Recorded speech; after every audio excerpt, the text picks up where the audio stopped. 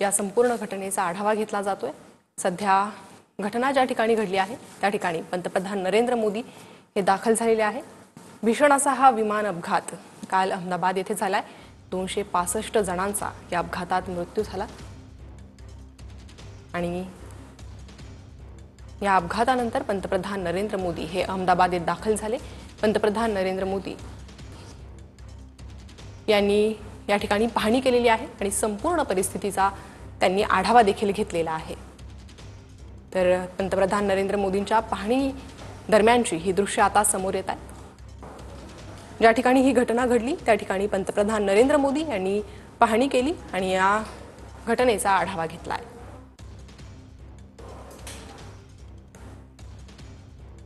तर अहमदाबादमध्ये झालेली ही विमान दुर्घटना तब्बल 265 जणांचा यात मृत्यू झाला। पंतप्रधान नरेंद्र मोदी यांनी घटनास्थळी पाहणी केली आहे। अहमदाबादमधली ही दृश्य आपण पाहतोय। मेघानी नगर या भागात अवघ्या टेक ऑफ नंतर अवघ्या काही सेकंदात हे विमान क्रॅश झालेलं होतं।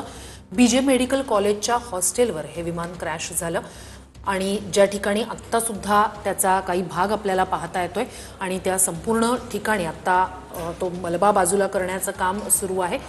घटनास्थळी प्रत्यक्ष पाहणी करत तिथल्या रेस्क्यू टीमशी संवाद साधत परिस्थितीची संपूर्ण माहिती पंतप्रधान मोदी यांनी घेतली आहे। बीजे मेडिकल कॉलेजचं हे हॉस्टेल ज्या ठिकाणी दुपारच्या वेळेला विद्यार्थी जेवत होते आणि त्याच वेळेला ही मोठी दुर्घटना घडली आहे। 24 शिकाऊ डॉक्टरांचा यात मृत्यू झालाय। 241 प्रवाशांचा मृत्यू झालाय।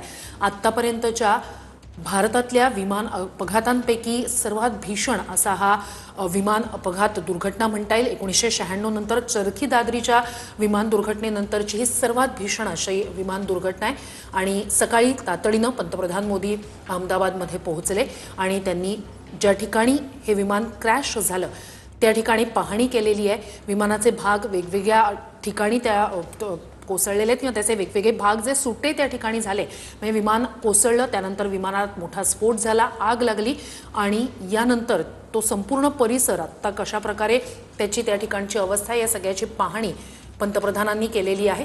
बीजे मेडिकल कॉलेजचं हेच ते हॉस्टेल मेसचा हा संपूर्ण परिसर होता जिथे काही विद्यार्थी जेवत होते। दुपारची वेळ होती, विद्यार्थ्यांच्या जेवणाची ती वेळ होती, मात्र त्याच वेळेला हे विमान त्यात तिथे क्रॅश झालं आणि ज्या 24 शिकाऊ डॉक्टरांचा मृत्यू झालेला आहे। अहमदाबादमधली ही अत्यंत भीषण अशी विमान दुर्घटना।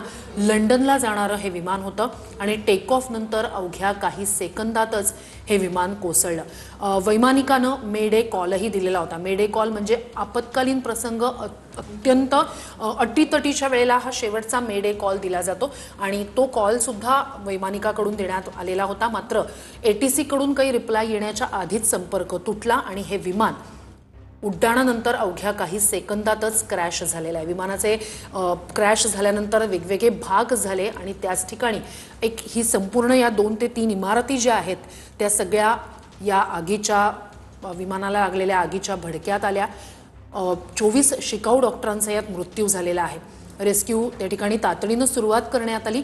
काही जखमी डॉक्टर होते त्यांना सुद्धा त्या ठिकाणाहून तातडीनं सरकारी रुग्णालयात दाखल करण्यात आलं आणि तातडीनं सकाळी अहमदाबादमध्ये दाखल झाल्यानंतर पंतप्रधानांनी विमान दुर्घटना ज्या ठिकाणी झाली त्या हॉस्टेल परिसराची प्रत्यक्ष पाहणी केलेली आहे। रेस्क्यू टीमच्या सगळ्या लोकांशी अधिकाऱ्यांशी संवाद साधत पंतप्रधानांनी संपूर्ण परिस्थितीचा आढावा घेतलेला आहे। ब्लॅक बॉक्स सापडलेला आहे, त्यामुळे नेमकं कारण काय अशा प्रकारे क्रॅश होण्याचं, कारण टेक ऑफ नंतर अवघ्या काही सेकंदात हे विमान क्रॅश झालं, त्यामुळे मग नेमकं कारण समजणं अत्यंत गरजेचं आहे। त्यामुळे ब्लॅक बॉक्स सापडलेला आहे। अर्थात आता 2 ते 3 दिवसानंतरच कदाचित ब्लॅक बॉक्सचं पूर्ण त्यातनं जी माहिती मिळेल त्यानुसारच या अपघाताचं या दुर्घटनेचं नेमकं कारण स्पष्ट होऊ शकतं।